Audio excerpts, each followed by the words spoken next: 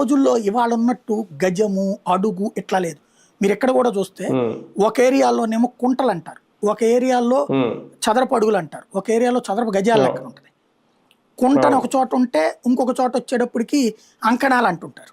అంకణ ఒక చోట 40 అడుగులు అంటే ఇంకో చోట 7 అడుగులు అంటుంటారు. లెక్కలు బోల్డ్ ఉన్నాయి అక్కడ. ఆ రోజుల్లో ఆ కొలతల వల్ల కన్ఫ్యూజన్ ఉంది. అందులో ఆ రోజుల్లో చేతి రాతలు, ఈ చేతి రాతలు ఒక గొలుసు కట్టు రాతల్లాగా ఉంటాయి. అవి అర్థం చేసుకోవడం కూడా కష్టం.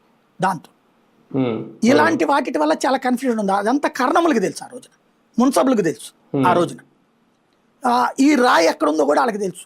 కాలగర్భంలో ఊర్లు ఎత్తులెగిసేటప్పుడు అవి క్లోజ్ అయిపోయి ఉంటాయి మేబీ ఆ రాళ్ళు, కానీ ఆ ప్లేస్లో పైకి లేపాలి దాన్ని. ఇది అప్పుడున్న కర్ణములు మున్సబులందరికీ తెలుసు.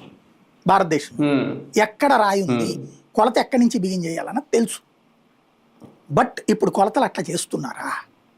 చెయ్యకపోతే లిటిగేషన్ వస్తుంది, ఈవెన్ చేసినా లిటిగేషన్ వస్తుంది. ఆ కొలతలు కాకుండా ఇప్పుడు మీరున్నారు, ఫర్ ఎగ్జాంపుల్ 100 గజాల ఇల్లు ఇప్పుడు హైడ్రా తరఫున కూల్చేశారండి. వాడు ఏం పాపం చేశాడు? బఫర్ జోన్ కాదనే కదా జిహెచ్ఎంసీ అప్రూవల్ ఇచ్చింది. బఫర్ జోన్ కాదనినే కదా వాడు ఏది హెచ్ఎండి వాడు అప్రూవల్ ఇచ్చింది. బఫర్ జోన్ కాదనినే కదా బ్యాంక్ లోన్ ఇచ్చింది. బఫర్ జోన్ కాదనే కదా రిజిస్ట్రేషన్ డిపార్ట్మెంట్ లోన్